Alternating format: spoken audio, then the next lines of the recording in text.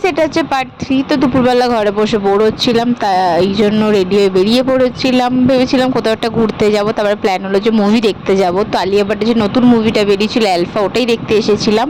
আর ঢুকতে ঢুকতে একটুখানি মুভি স্টার্ট হয়ে গেছিলো। আর মুভিটা সত্যি খুব ভালো ছিল, মানে পুরো অ্যাকশন ছিল। তো যারা অ্যাকশন মুভি দেখতে পছন্দ করে তাদের তো খুবই ভালো লাগবে।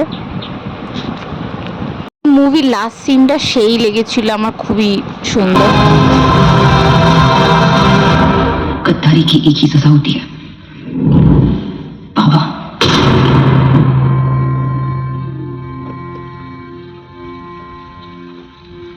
তো আমাদের মুভিটা শেষ করতে করতে অনেক রাত হয়ে গেছিলো বলে আসার সময় একটু মোমো খেয়ে নিয়েছিলাম। আর এখন তাড়াতাড়ি করে বাড়িতে যাচ্ছিলাম, কারণ দিদি বলছিল তাড়াতাড়ি আয় তাড়াতাড়ি আয়, মানে কিছু ঘোটালা আছে। তো বাড়িতে এসে দেখলাম দিদি আরও একটা কেক এনেছিল। এখানে আমাকে দিদি একটা নতুন জামা দিয়েছিল যে এটা পরে কেক কাটবি। তো আমি রেডি হয়ে গেছিলাম। কেমন লাগছে আমাকে জানিও। তো দিদি এই কেকটা এনেছিল, মানে কালকে রাতে যেহেতু ছোটো কেক কেটেছিলাম ওই জন্য দিদি আজকে একটু বড়ো কেক এনেছিল। তারপরে এখানে পুজির সাথে একটু খেয়েছিলাম। কি বললে দিদিকে বলো, কি বললে?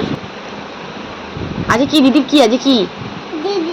দিদি happy birthday. Happy birthday. Happy birthday. Happy birthday. ও আচ্ছা, ও ঠিক। কার হ্যাপি বার্থডে? আমি বলেছি। ও ঠিক বলেছে। Happy birthday. পুজি কি দিদি কি? Happy to you. Happy birthday to you. ছোদ্দি হ্যাপি বার্থডে। এই বছর বার্থডেটা আমার খুবই ভালো কেটেছে। তো আজকের জন্য এতটাই, টাটা।